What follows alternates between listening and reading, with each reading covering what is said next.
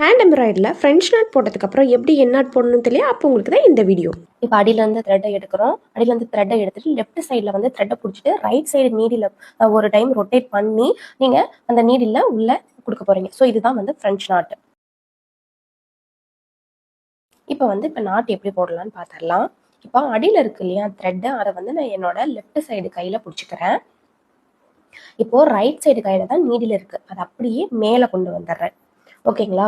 மேலே கொண்டு வரது நான் ஃபுல்லாக கொண்டு வராமல் பாதியாக கொண்டு வரேன். சரிங்களா? இப்போ பாருங்க, பாதி த்ரெட்டோட கொண்டு வந்துடுறேன். இப்போ வந்து ரைட் சைடில் வந்து பார்த்தீங்க அப்படின்னா நீடில் இருக்குது, நீடிலோட த்ரெட் இருக்குது. லெஃப்ட் சைடு வந்து பார்த்தீங்கன்னா கிளாத்தில் இருக்கக்கூடிய த்ரெட்டு. ஸோ ரெண்டுக்கும் வித்தியாசம் இருக்கும். இந்த லெஃப்ட் சைடு இருக்கக்கூடிய நீடில் த்ரெட்டை பிடிச்சி இழுத்திங்கன்னா வராது.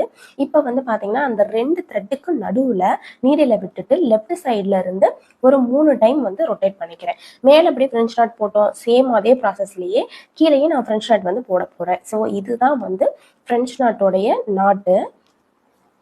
இந்த மாதிரி மெத்தடில் தான் நீங்கள் நாட் போட்டு இதை லாக் பண்ண முடியும்.